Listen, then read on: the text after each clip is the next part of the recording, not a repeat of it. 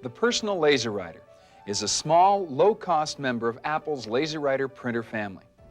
It has much of the same functionality and can perform many of the same tasks as other Apple LaserWriter printers. It's compact, lightweight, and affordable. This part of the videotape will present personal LaserWriter's features, pointing out those features unique to the personal LaserWriter, as well as those common to all Apple LaserWriters. The personal LaserWriter comes in two configurations: Personal LaserWriter NT and Personal LaserWriter SC. Both configurations are similar in function to the LaserWriter 2 NT and the LaserWriter 2 SC. Unlike the LaserWriter 2, there is no Personal LaserWriter NTX configuration. Like the LaserWriter 2, the Personal LaserWriter is configured by installing either the Personal LaserWriter NT or SC I/O board. The Personal LaserWriter NT and SC are similar in many ways. Both the Personal LaserWriter NT and SC have 2 megabytes of ROM. The Personal LaserWriter NT has 2 megabytes of RAM, and the SC has 1. Additional RAM can be added to the Personal LaserWriter NT. Both the Personal LaserWriter NT and SC use the Motorola 68000 processor and operate at 12 megahertz. The Personal LaserWriter NT and SC both have a service life of approximately 150,000 copies and print at 4 pages per minute. This is half the speed and life of the LaserWriter Plus and LaserWriter 2. The Personal LaserWriter NT will support an MS-DOS computer and emulates Diablo 630 and Hewlett-Packard LaserJet printers. The Personal LaserWriter NT uses PostScript page description language and can also be networked. The Personal LaserWriter SC supports only Apple computers through the SCSI port. The SC will not support MS-DOS computers and will not emulate Diablo 630 or Hewlett-Packard LaserJet printers. The Personal LaserWriter SC uses QuickDraw page description language. The SC cannot be networked. The Personal LaserWriter print engine has a smaller footprint and is lighter than either the LaserWriter Plus or the LaserWriter 2. The Personal LaserWriter is 9.8 inches high, 15 inches wide, and 18.3 inches deep. The Personal LaserWriter weighs approximately 30 pounds. Now let's look at the major physical features of the Personal LaserWriter. This is the front access door. To open the access door, press up on the button and pull the door forward. Here is the toner cartridge. To close the access door, simply push the door forward. This is the status panel. More will be said about the status panel in the next part of the tape. This is the face-down paper tray. Printed sheets exit the printer face down and are stacked here. It holds up to 50 sheets. This is the face-up paper tray. When opened, the printed sheets exit the printer face up and are stacked here. It holds up to 50 sheets. This is the multi-purpose tray. This tray feeds single sheets and envelopes. The tray holds up to 50 sheets of paper or up to 5 envelopes. When manual feed is selected from the print menu, these sheets of paper or envelopes will be fed into the printer instead of the paper in the paper cassette tray. Finally, this is the I/O board, and this is the I/O board panel. The panel will be discussed in the next part of the tape.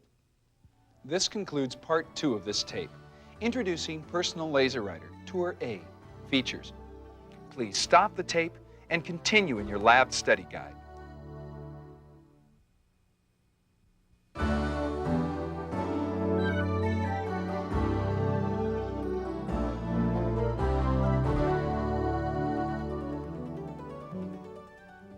The ports, connectors, controls, and status panel LEDs on the Personal LaserWriter function similarly to those found on the LaserWriter 2, but may be in a different location.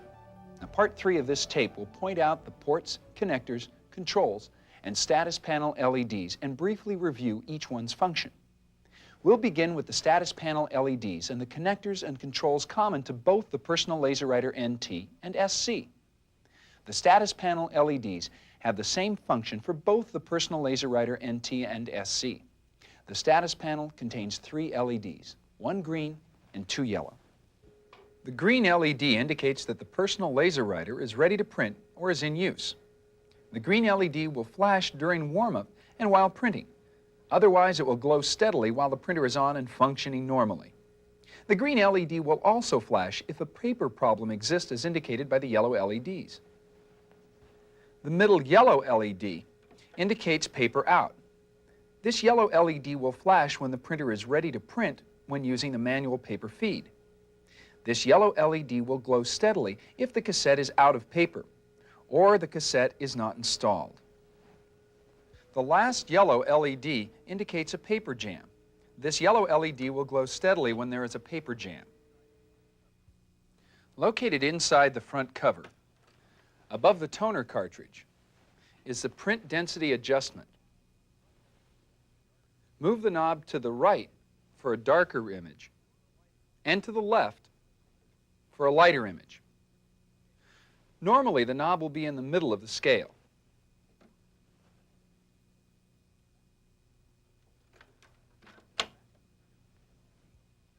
At the back of the printer are the AC receptacle and the power on-off switch. And finally, remove the I/O board to access the service test print switch. To generate a service test print, insert a jeweler's screwdriver into this hole and gently depress the switch.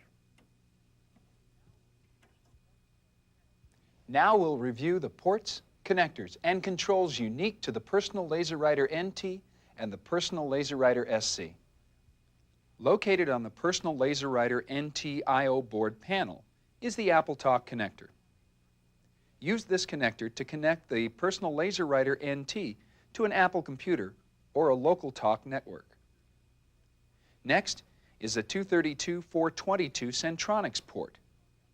Use this port for non-local talk applications, such as connecting the Personal LaserWriter NT to an MS-DOS computer or to emulate a Hewlett-Packard LaserJet printer.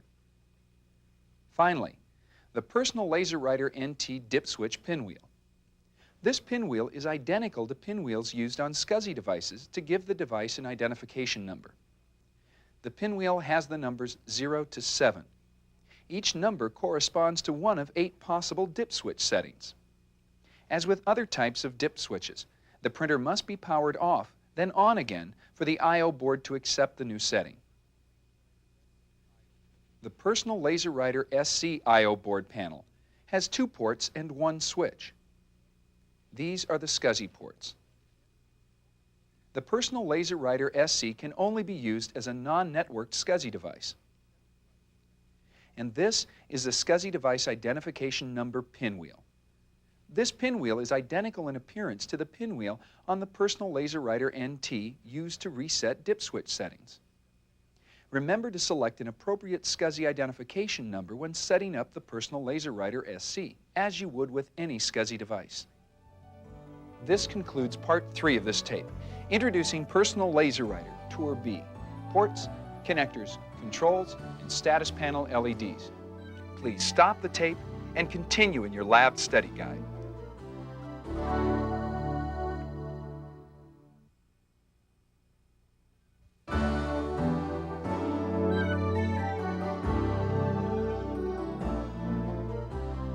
Setting up and configuring the Personal LaserWriter is similar to setting up and configuring the LaserWriter 2SC and the LaserWriter 2NT.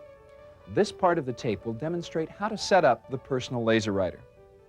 Begin setting up the Personal LaserWriter by choosing a good location.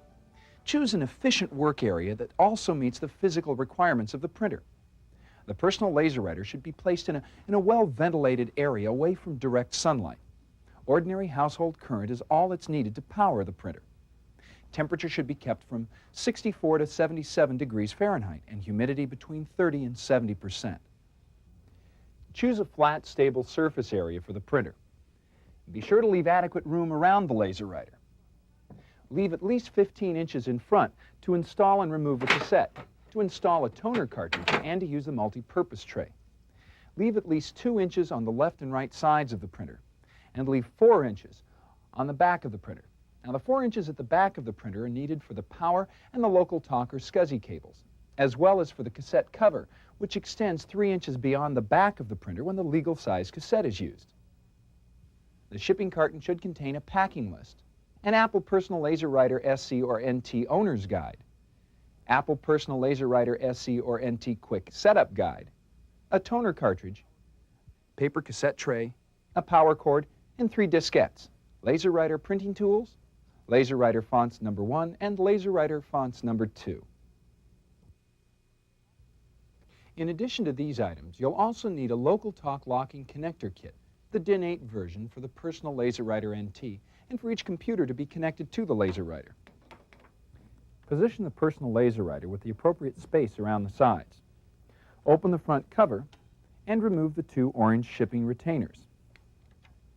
Next, unpack the toner cartridge and distribute the toner by gently rocking the cartridge from side to side. Grab the tape tab and remove the tape. Line up the arrow on the top of the cartridge with the arrow on the Personal LaserWriter and insert the toner cartridge into the printer.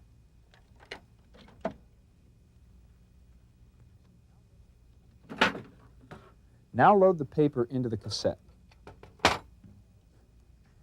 Be sure that the paper slides under the tabs at the front of the cassette.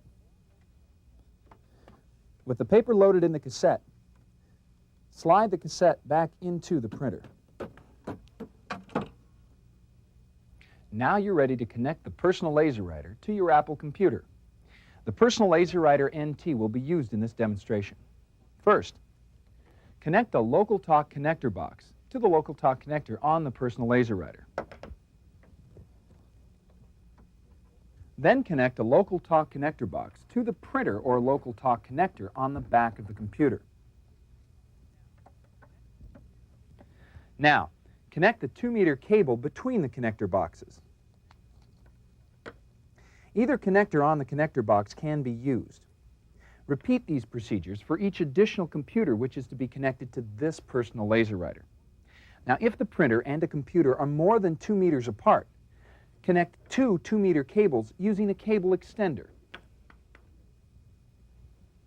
If you're setting up a Personal LaserWriter SC, connect the printer to your computer using the appropriate SCSI cable, available as an accessory as you would connect any SCSI device. Remember to select a SCSI device number for the LaserWriter. Finally, install the power cord and turn the printer on.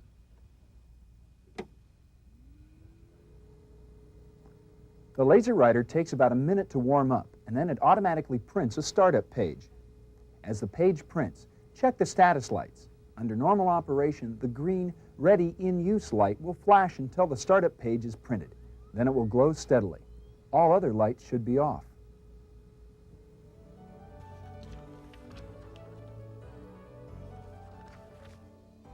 This concludes part 4 of this tape, setting up and configuring the Personal LaserWriter. Please stop the tape and continue in your lab study guide.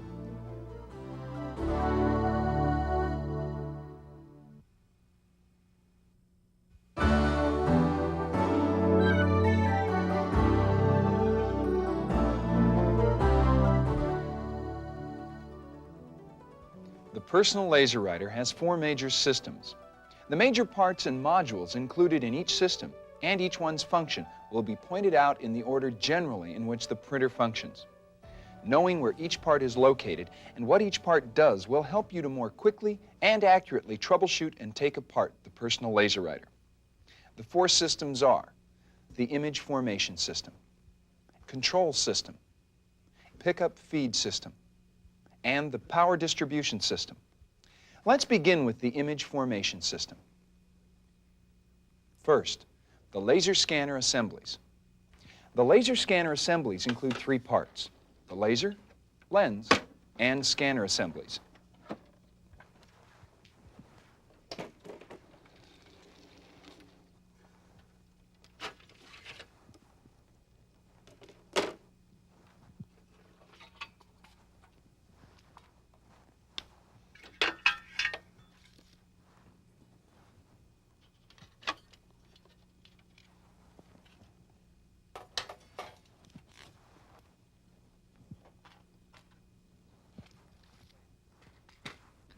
This is the laser assembly. It generates the laser beam that's reflected off the rotating scanning mirror onto the photosensitive drum. Caution here, the laser assembly produces an infrared laser beam which cannot be seen, but which can cause severe eye damage. Always disconnect the power cord before removing the laser assembly or detaching the optical fiber cable.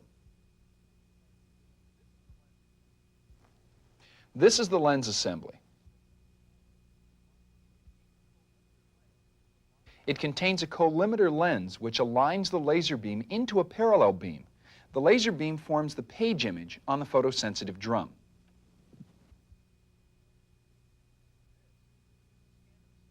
And this is the scanner assembly.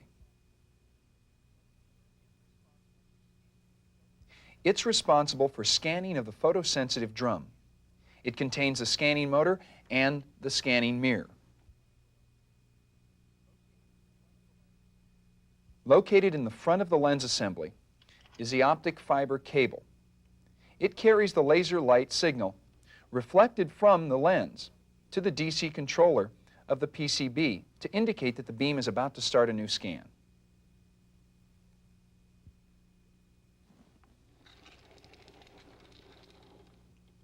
This is the toner cartridge. It's responsible for dispensing toner at an even and uniform level. The toner cartridge contains the laser access slot instead of a laser access shutter as used on other Apple LaserWriters. Through this slot, the laser beam forms the page image on the photosensitive drum. The photosensitive drum. The primary roller, instead of a primary corona wire as used on other Apple LaserWriters. The developing cylinder, the toner bin, and the drum cleaning unit. Now, since the personal LaserWriter does not use a preconditioning exposure lamp, there is no preconditioning exposure shutter on the toner cartridge. Above the toner cartridge is a density adjusting PCB assembly. It adjusts print density by increasing or decreasing the voltage on the primary roller.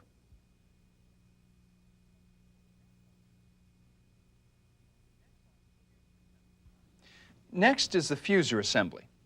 It's responsible for the fusion of the toner onto the paper. It contains the thermistors and the heater halogen bulbs.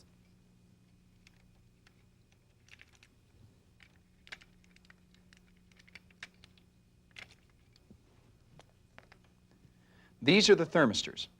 They detect upper fixing roller surface temperature.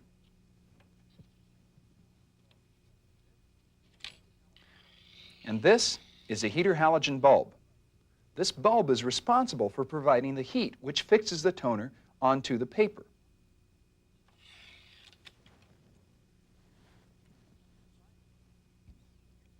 And finally, here's the fuser PCB assembly. It controls the temperature of the heater halogen bulb. This completes part 5 of this tape, the image formation system. Please stop the tape and continue in your lab study guide.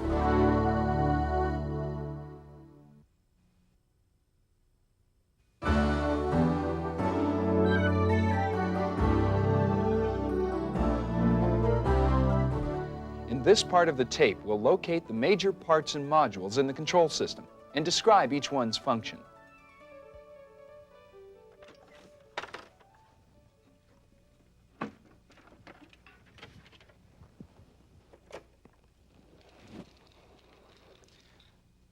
And here is the I/O board.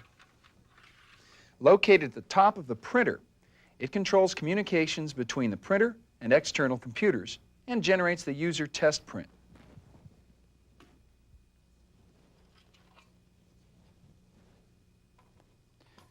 This is the interconnect PCB. It connects the print engine and the I/O board. Located just below the I/O board is the DC controller PCB. This is the personal LaserWriter's command center. It controls and monitors the 3 other functions of the printer: power distribution, image formation, and pickup feed.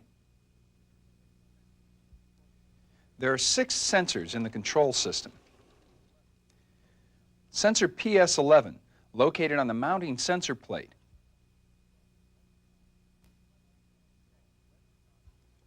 It detects whether or not the toner cartridge is installed and detects if the front access door is open.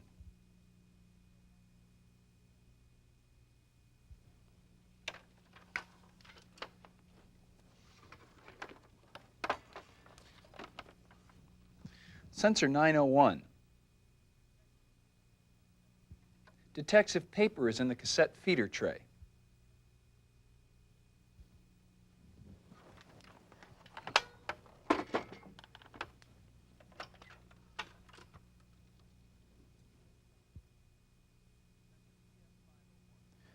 Sensor PS501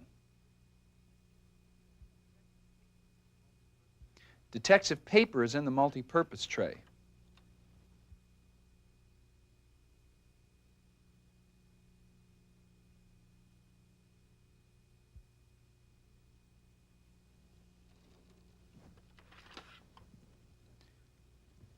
Sensor PS13.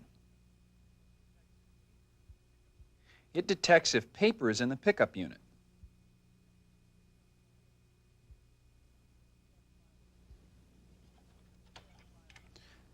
Sensor PS502 detects if the face-up tray assembly is open.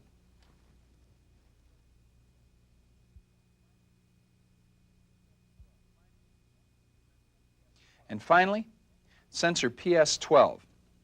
It detects if a sheet of paper exits the fuser assembly.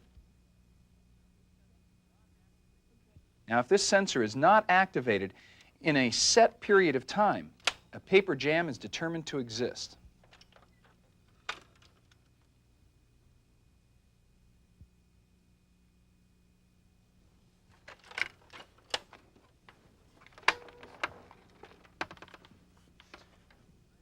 Here are switches 901, 902, and 903. They are the cassette size sensing switches.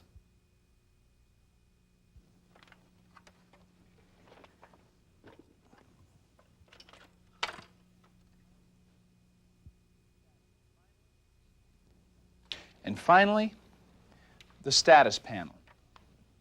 It indicates printer operational status. This completes part 6 of this tape, the control system. Please stop the tape and continue in your lab study.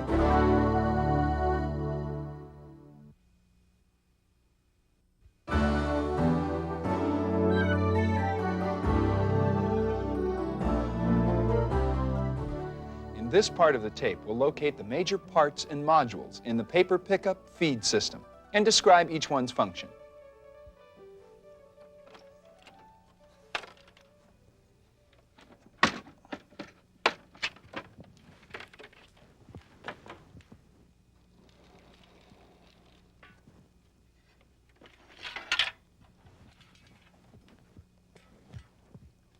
First, the main motor. It's the source of all mechanical drive in the printer. It drives a photosensitive drum, pickup rollers, and feed rollers. Next, the drive assembly. This assembly transfers drive from the motor to other drive assemblies. Connected to the drive assembly is the drum drive assembly. It transfers main motor drive to the rotating photosensitive drum. There are 2 ways to pick up and feed paper into the printer, from the paper cassette tray and from the multi-purpose tray. First, we'll look at the paper cassette tray pickup feed system.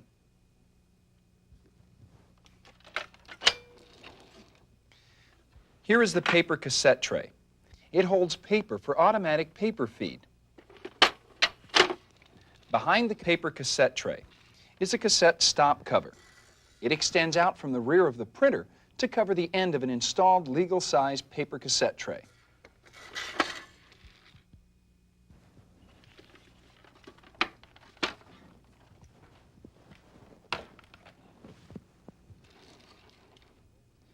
Here is the cassette pickup roller shaft and rollers.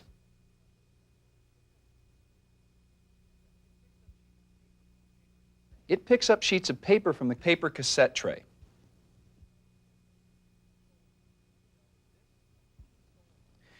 This is solenoid SL901. This solenoid controls the cassette pickup roller drive assembly. Next, the cassette feeder roller shaft.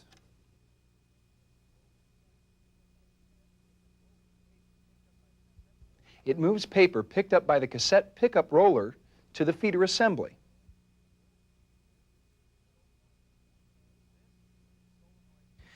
This is solenoid SL902. This solenoid controls the paper cassette feeder roller drive assembly.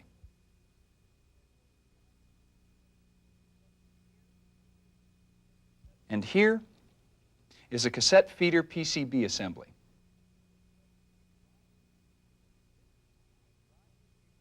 This PCB drives the paper pickup sensors and activates the solenoids.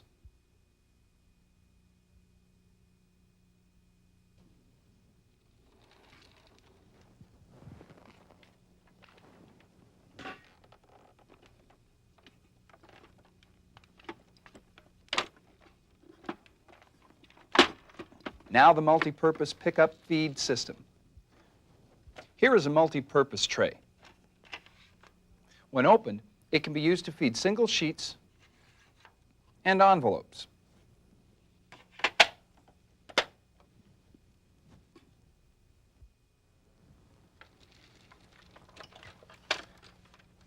This is the pickup roller assembly. The pickup roller assembly has two functions. First, it moves paper from the cassette feeder rollers towards the photosensitive drum and transfer roller. Second, when activated by the solenoid SL501, it also picks up sheets from the multi-purpose tray and feeds them towards the photosensitive drum and transfer roller.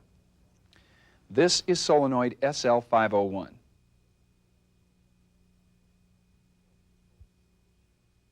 It controls a single sheet pickup feed roller.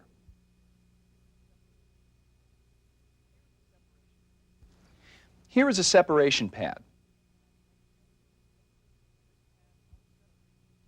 Now, this pad helps separate sheets of paper from the multi-purpose tray as the pickup roller feeds the paper forward. Next is the transfer guide assembly.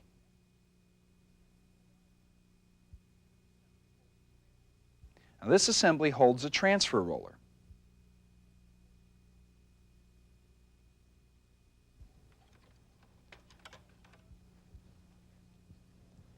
This is a transfer roller. It puts a high positive charge on the paper, causing the toner to transfer from the photosensitive drum to the paper. The personal LaserWriter uses a transfer roller instead of the transfer corona wire used on other Apple LaserWriters. These are the right and left transfer roller assembly mounts.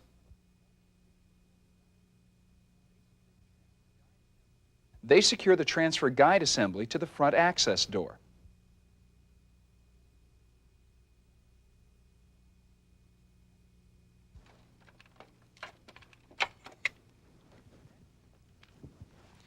Next is a deflector.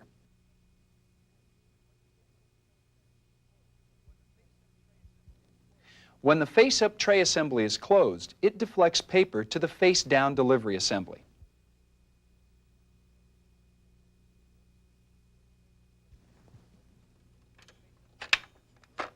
When the face-up tray assembly is open, it deflects the paper to the face-up tray assembly. Here is the face-down delivery assembly. Paper exits here face down on top of the upper panel.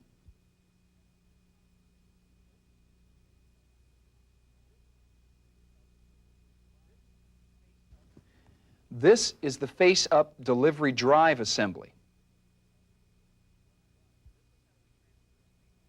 Now, this assembly transfers main motor drive to the face-up delivery roller.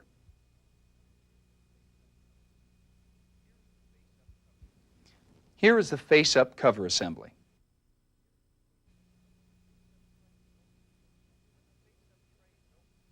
When the face-up tray is open, it moves paper to exit face-up on the face-up tray assembly.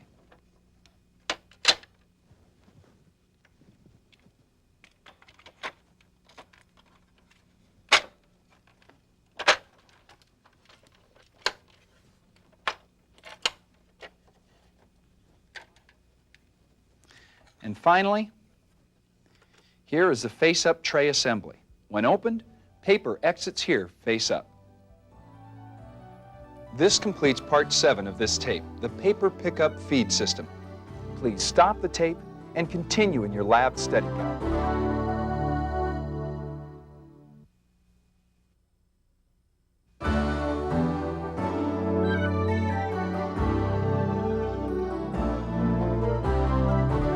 In this part of the tape, we'll locate the major parts and modules in the power distribution system and describe each one's function.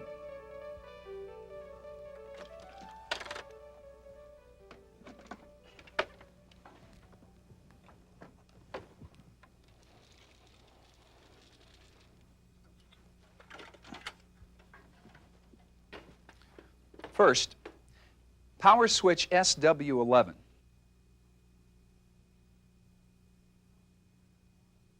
It powers the printer on and off.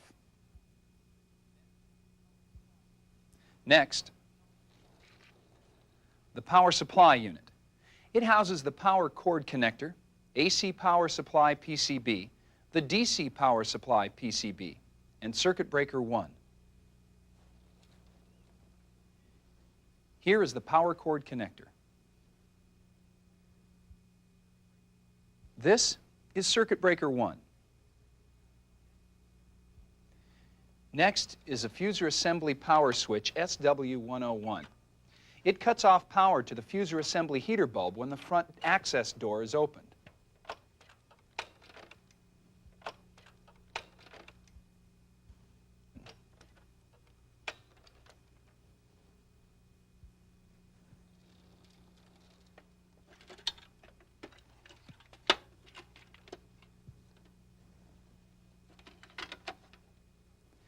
This is the high voltage power supply PCB. It provides high voltage to the primary and transfer rollers and the developing cylinder.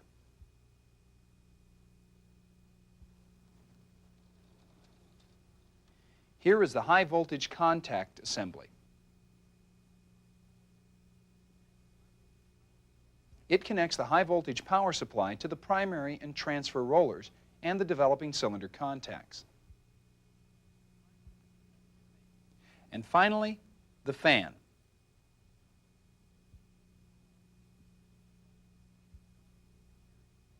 It exhausts the interior of the personal LaserWriter. This completes part 8 of this tape, the power distribution system.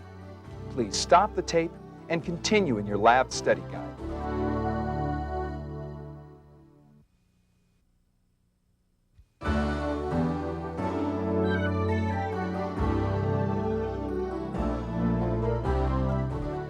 The Apple Personal LaserWriter has 4 major systems. Each system has several parts and assemblies you'll have to take apart and reassemble when servicing the Apple Personal LaserWriter. This program demonstrates how to take apart and reassemble each of the major parts and modules you will replace most often when servicing the Apple Personal LaserWriter. Be sure your workstation has an ESD mat and that you always wear a wrist strap whenever you handle any PCB. Here's another important reminder. Preserve proper grounding and continuity by replacing silver screws with silver screws and black screws with black screws. Be sure to read the general information section of the Apple Personal LaserWriter technical procedures before you begin take apart. Now here is how to use this part of the tape. View a take apart or reassembly procedure.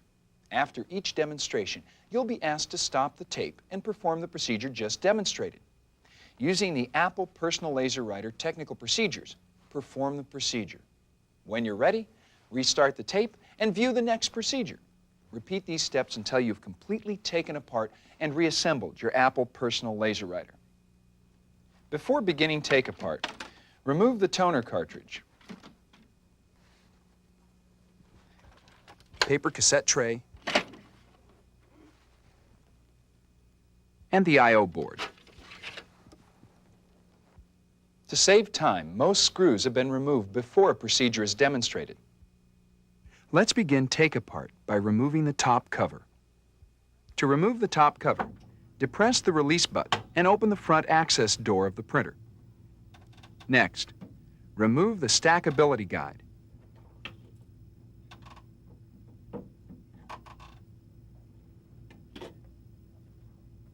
Then remove the 2 screws that secure the top cover to the printer.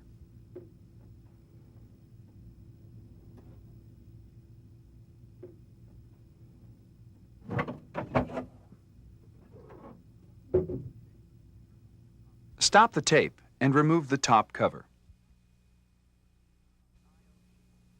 Remove the I/O shield and the end plate.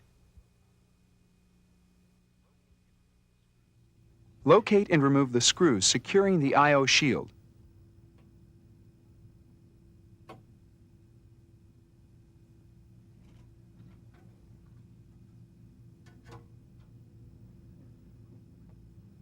And lift it from the printer.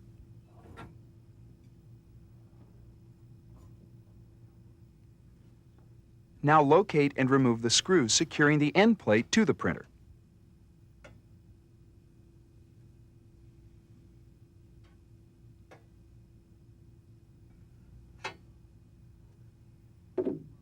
And lift the end plate from the printer. Stop the tape and remove the I/O shield and the end plate. Remove the fan. First, remove the 2 screws that secure the left nut plate to the inner cover. Next, cut the tie wrap that secures the fan cable. Be careful not to cut the wire. Disconnect J107 from the density adjusting PCB assembly. Using a small flat blade screwdriver, unlatch the holding pin that secures the left nut plate. Lift the left nut plate and the fan out of the printer. Stop the tape and remove the fan. Remove the mounting plate sensor.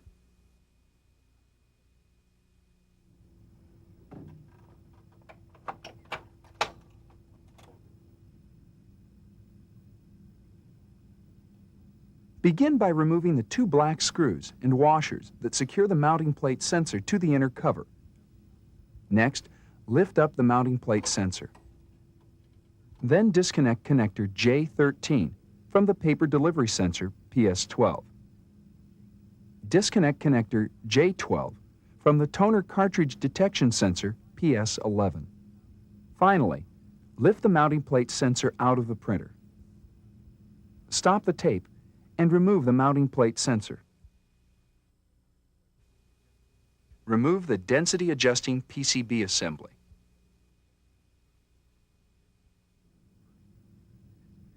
First, disconnect connector J213 from the DC controller PCB. Open the 3 black cable clamps located on the side of the inner cover.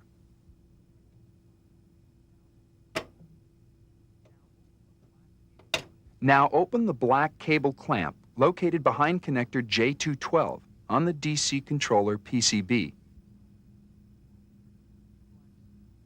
Remove the 2 black screws and washers that secure the density adjusting PCB to the inner cover.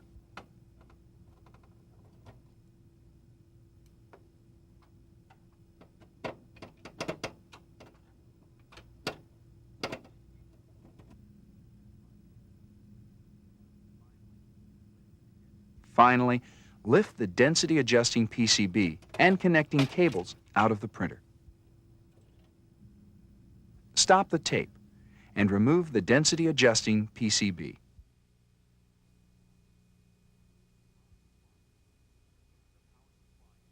Remove the power supply unit.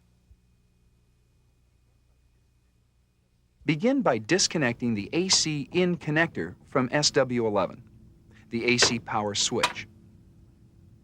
Open the cable clamp and remove the AC cables. Disconnect the 2-pin fuser PCB assembly connector from J101 on the AC power supply. Open the cable clamp behind connector J212. Now disconnect the 9-pin DC power supply connector from J212 on the DC controller PCB. Disconnect the 4-pin DC power supply connector from J302 on the interconnect PCB and remove the cables. Now remove the 3 screws that secure the power supply unit to the printer chassis.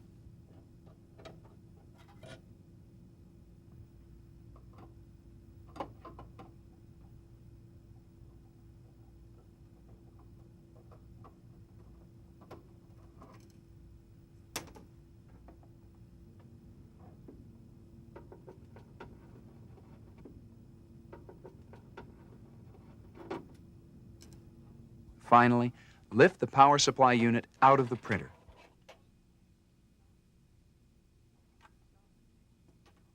Stop the tape and remove the power supply unit. Remove the high voltage power supply. First, pull the plastic tray containing the high voltage power supply out from under the scanner assembly.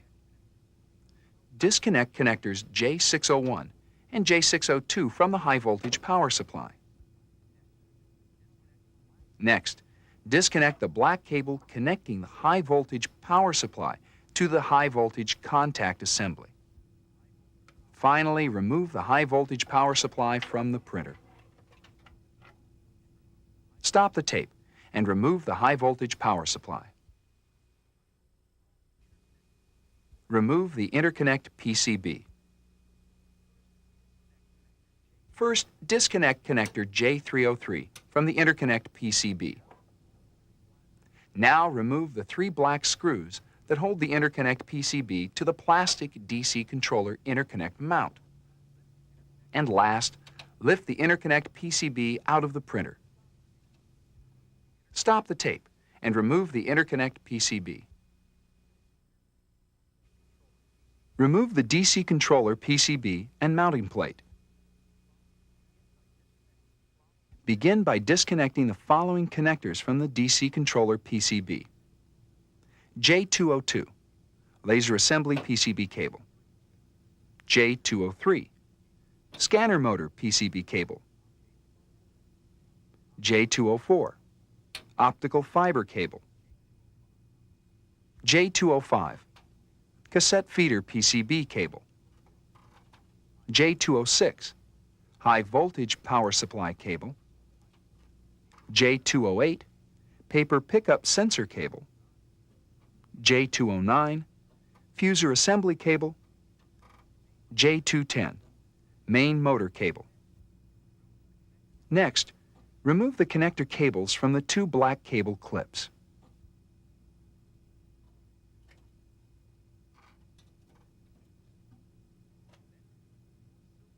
Then remove the 4 silver screws that secure the DC controller PCB to the DC controller PCB mounting plate.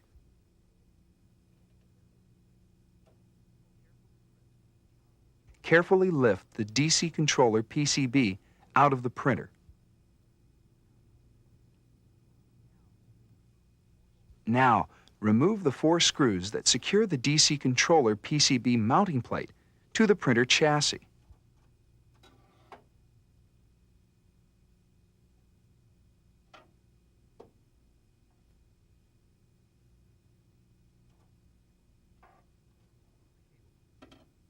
Move the cables to the side. Finally, lift the DC controller PCB mounting plate off the printer and set it aside. Stop the tape and remove the DC controller PCB and the mounting plate. Remove the laser assembly. Begin by disconnecting connector J401 from the laser assembly PCB.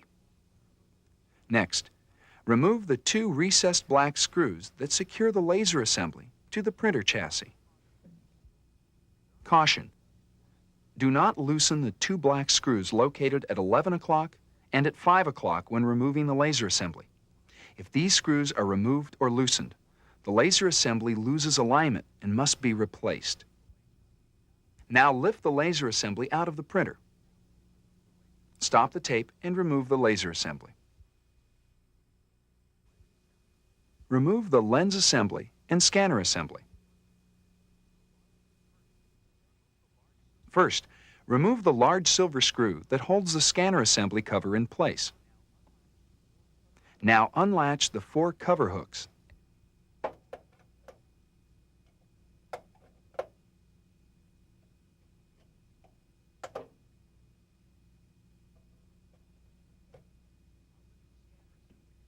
And lift the scanner assembly cover out of the printer. Locate the lens assembly and remove the 3 black screws that hold the lens assembly to the internal printer chassis. Then carefully lift the lens assembly out of the printer. Caution: do not touch the surface of the lens assembly. If the lens is touched or becomes dirty, it must be replaced. This part cannot be cleaned. Next, disconnect connector J301 from the scanner assembly PCB. Remove the 3 long black screws that secure the scanner assembly to the printer chassis.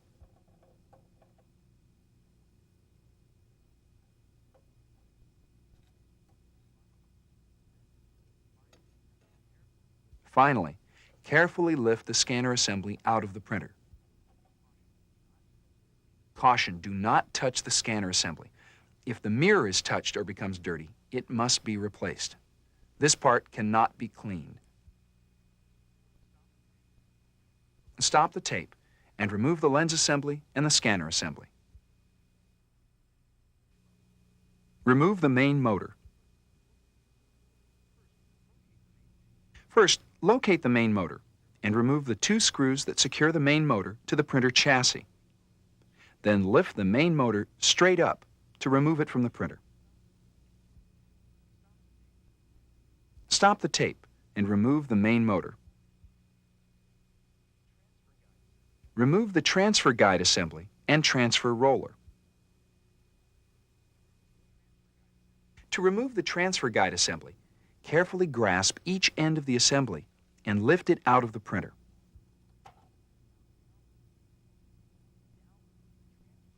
Now remove the transfer roller by using a small flat blade screwdriver to release the transfer roller from the transfer guide assembly.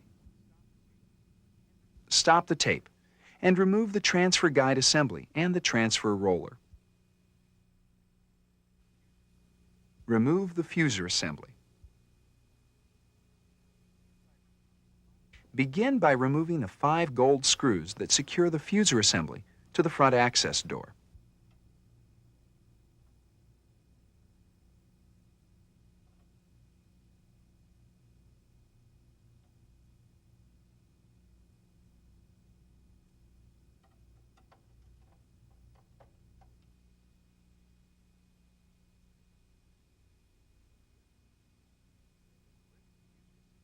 Then lift the fuser assembly straight up and remove it from the printer. Stop the tape and remove the fuser assembly. Remove the heater bulb. First, remove the screw and washer that holds the heater bulb to the right connector holder.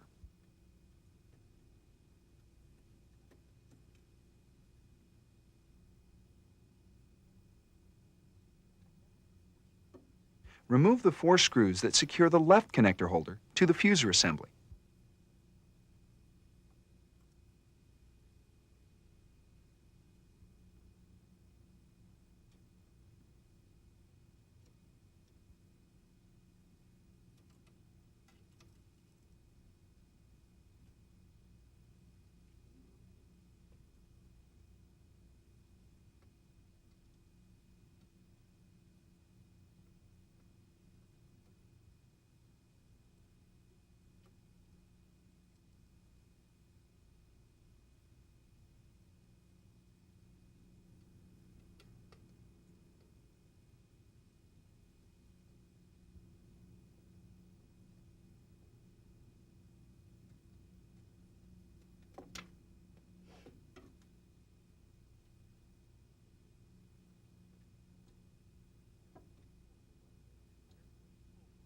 Then carefully pull the left connector holder and heater bulb out of the upper roller.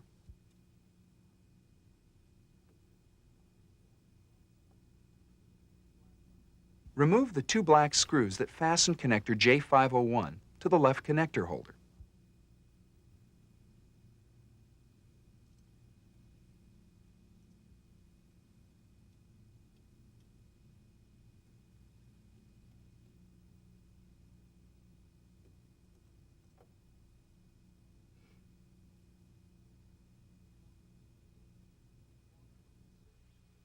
Remove the silver screw and washer that secures the heater bulb to the left connector holder.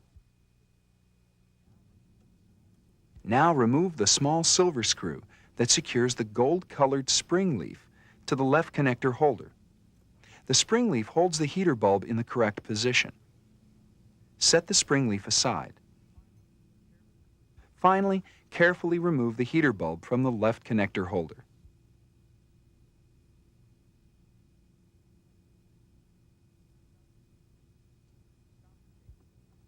Stop the tape and remove the heater bulb. This concludes Apple Personal LaserWriter Take-Apart. Now reassembly will be demonstrated. Replace the heater bulb.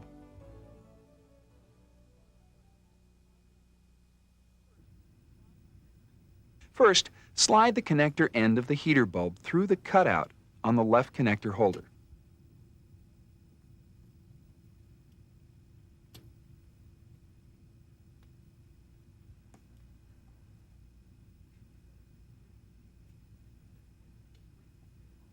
Replace the spring leaf on the left connector plate.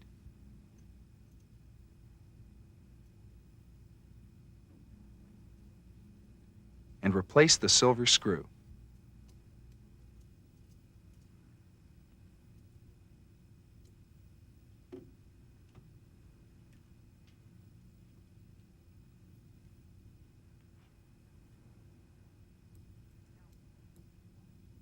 Now replace the two black screws that fasten connector J501 to the left connector holder.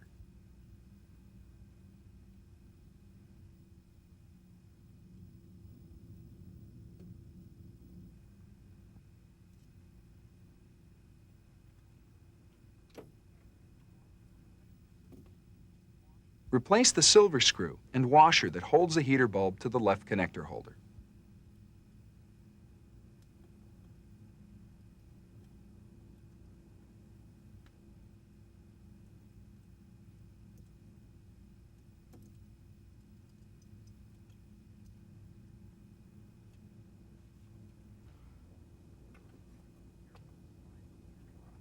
Carefully slide the heater bulb and the left connector holder all the way into the upper roller. Do not exert force when replacing the left connector holder, or you may break the heater bulb.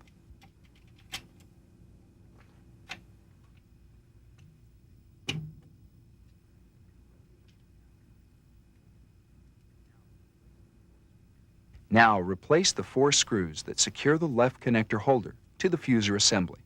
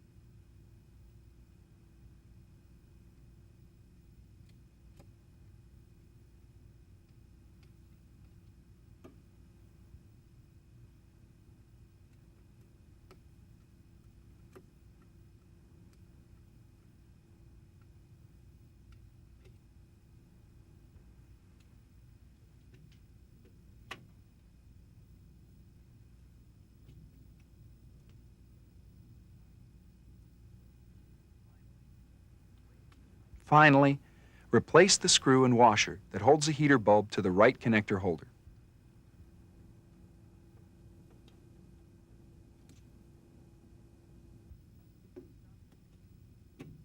Stop the tape and replace the heater bulb.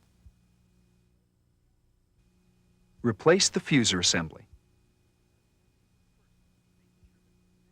First, making sure that the connectors at each end of the fuser assembly mate with the connector pins inside the printer. Lower the fuser assembly into position.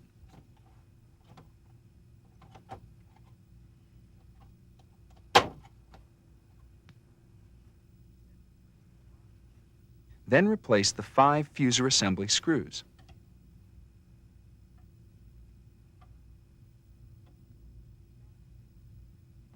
Stop the tape and replace the fuser assembly. Replace the transfer roller and transfer guide assembly. Begin by placing the transfer roller inside the black plastic arms on each end of the transfer guide assembly. Then snap the transfer roller into place. Make sure the blue gear is positioned on the same side of the transfer guide assembly as the silver grounding plate. Make sure the 2 black plastic arms fit over the pickup roller shaft and the transfer guide grounding bracket is properly aligned with the pickup roller shaft. Finally, press down on the transfer guide assembly until each end of the roller shaft snaps into place. Stop the tape and replace the transfer roller and transfer guide assembly. Replace the main motor. Start by lowering the main motor into its chamber on the printer chassis. Then replace the 2 main motor screws. Stop the tape and replace the main motor. Replace the scanner assembly and lens assembly. First, carefully lower the scanner assembly into position inside the scanner assembly case. Replace the 3 long black scanner assembly screws.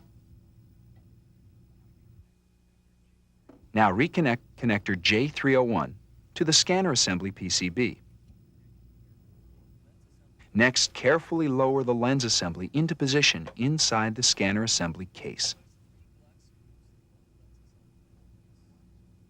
Replace the 3 black screws that hold the lens assembly in place.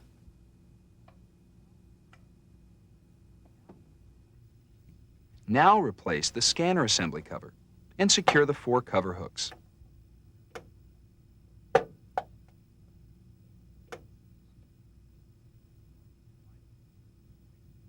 Finally, replace the large silver screw that holds the scanner assembly cover in place. Stop the tape and replace the scanner assembly and lens assembly.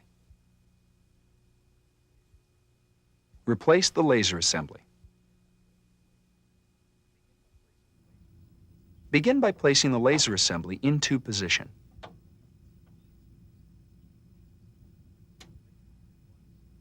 Replace the 2 black screws that secure the laser assembly to the internal printer chassis.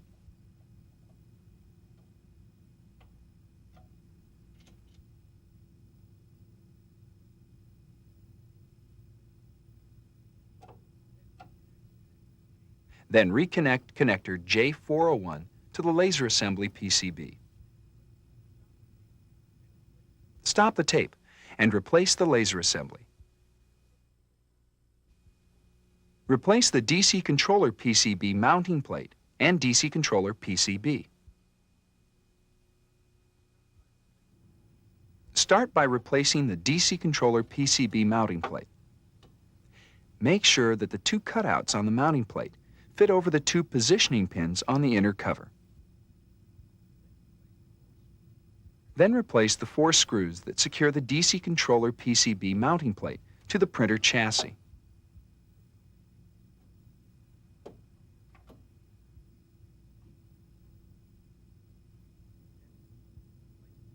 Next, place the DC controller PCB into position on the DC controller PCB mounting plate and replace the 4 corner screws.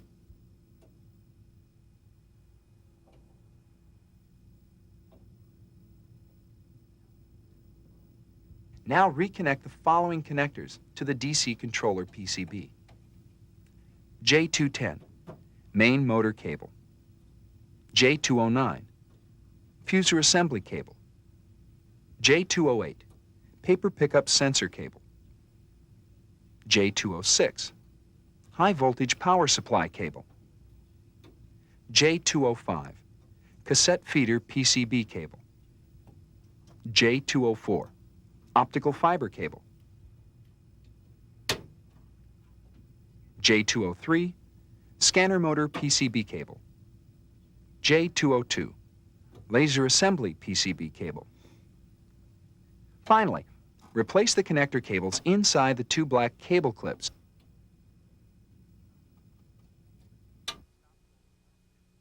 Stop the tape and replace the DC controller mounting plate and the DC controller PCB.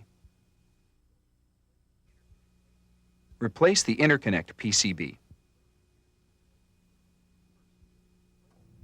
First, place the interconnect PCB into position on the DC controller interconnect mount.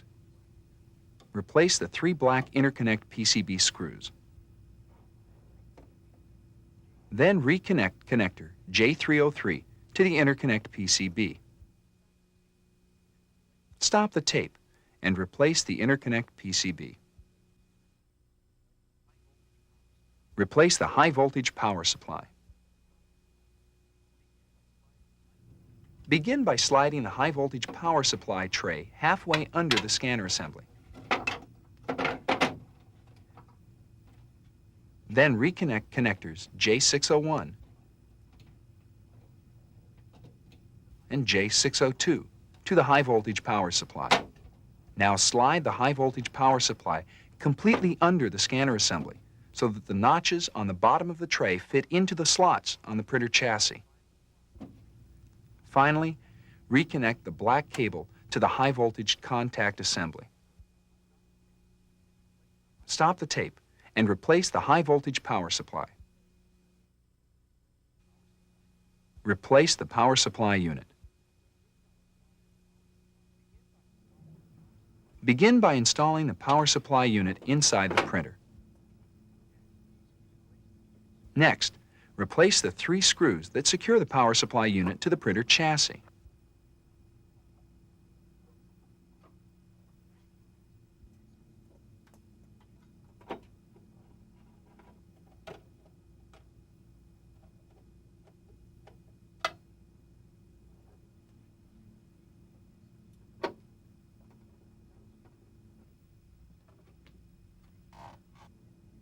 Reconnect the 2-pin fuser PCB assembly connector to J101 on the AC power supply.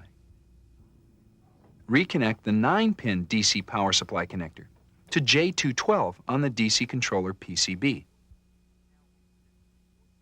Now reconnect the 4-pin DC power supply connector to J302 on the interconnect PCB. Replace the cables and close the cable connector.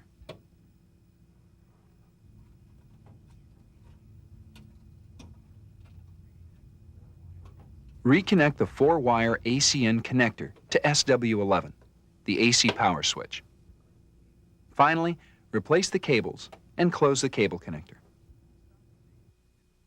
Stop the tape and replace the power supply unit. Replace the density adjusting PCB assembly. First, place the density adjusting PCB in position next to the fan.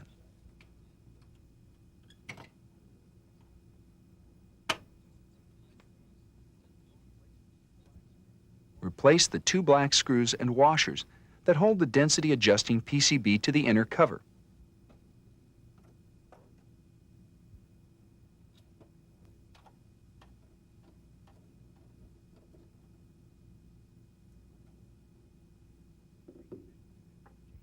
Reconnect connector J213 to the DC controller PCB. And finally, replace all connector cables in the black cable clamps and close the clamps.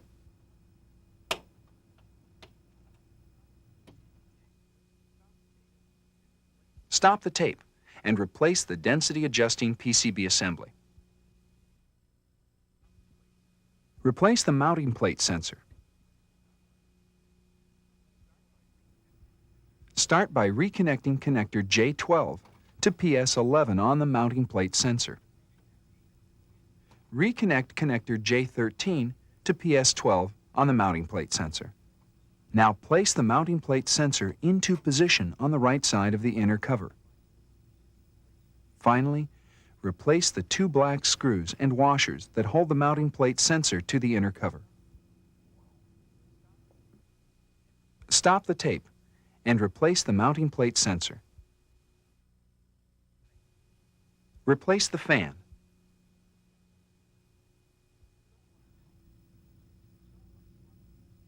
Start by sliding the fan into the plastic fan holder on the printer chassis. Reconnect connector J107 to the density adjusting PCB assembly. Now slide the left nut plate into position over the fan. Be sure to place the finger of the gold grounding plate over the left nut plate.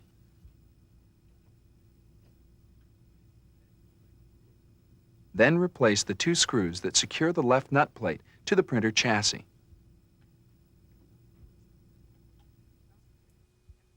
Stop the tape and replace the fan. Replace the end plate and the I/O shield. Position the end plate and replace the screws securing it to the chassis.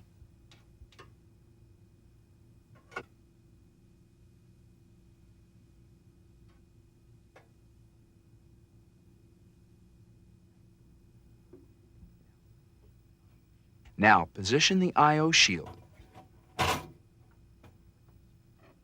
and replace the screws securing it to the printer.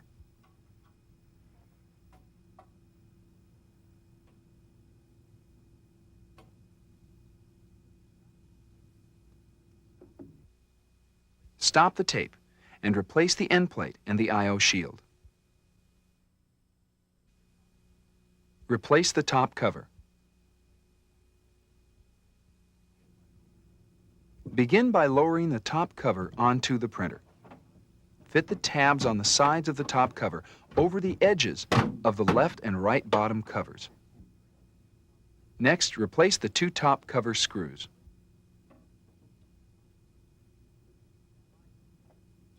Finally, replace the stackability guide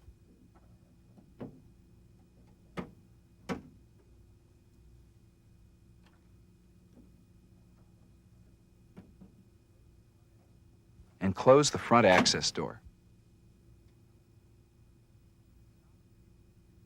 Stop the tape and replace the top cover. This completes reassembly of the Apple Personal LaserWriter and part 9 of this tape. Please stop the tape and continue in your lab study guide.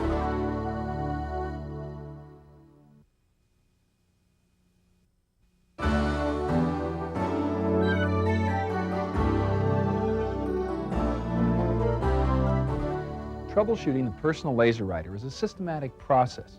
There are 7 major steps to complete. The steps are: 1. Complete any initial administrative tasks as they apply to your service center. 2. Isolate the problem. 3. Resolve the problem. 4. Test the system. 5. Complete necessary paperwork as appropriate for your service center. 6. Pack and ship defective modules, if necessary. 7. Inform the user. In this part of the videotape, you'll have an opportunity to troubleshoot a typical problem. Since we're only concerned with isolating and fixing the problem in this part of the videotape, we'll focus on steps 2, 3, and 4.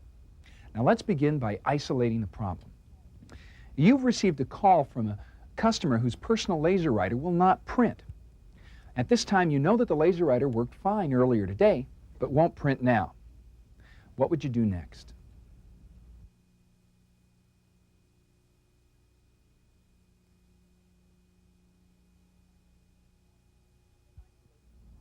Begin isolating the problem by gathering more information about the problem. What kind of information would be helpful now?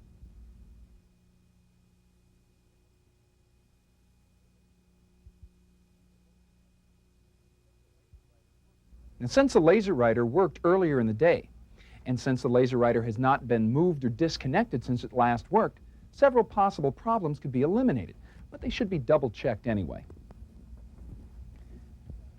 After reviewing setup and operation, it's established that the laser writing printing tools, LaserWriter and LaserPrep, have been installed. And the LaserWriter icon appears in the chooser. The fonts have also been installed. Let's see if the local talk cables connecting the computer and the printer are installed correctly.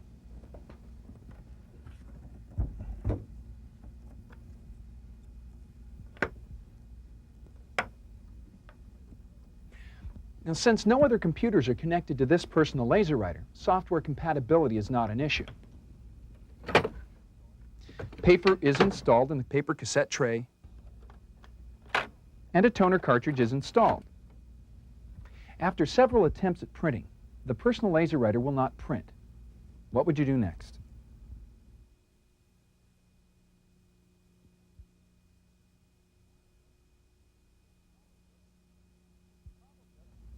If the problem doesn't seem to be caused by improper setup or operation, the next action to take to isolate the problem is to refer to the main troubleshooting flowchart in the personal LaserWriter technical procedures.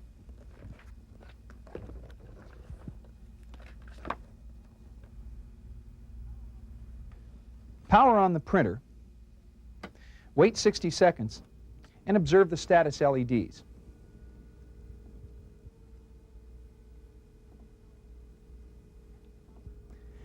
After powering on the personal LaserWriter, you notice that both yellow LEDs flash simultaneously.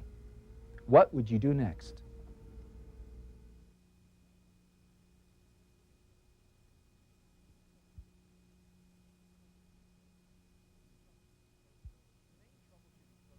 The main troubleshooting flowchart refers you to the print engine error flowchart. To check the print engine for errors, power off the printer and wait 3 minutes to reset the error and allow the printer to cool.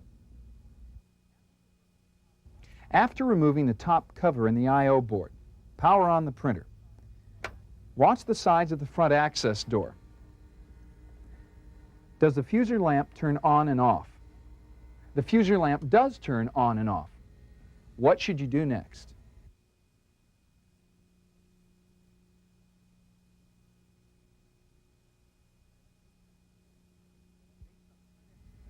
Based on the print engine error flowchart, you should turn to Troubleshooting Table G, Laser Scanner Malfunction.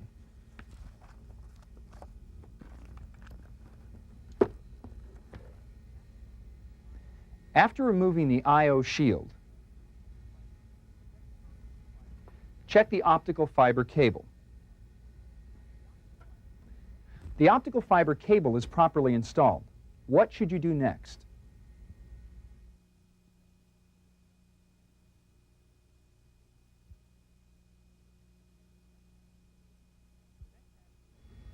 The next action to take is to check the DC controller PCB. Begin by jumpering connector 207 pin 6 to ground. Then measure the voltage between J202 pin 4, which controls laser power, and connector J202 pin 2, which is ground. The volt ohm meter indicates that there is less than 1.5 volts DC. What should you do?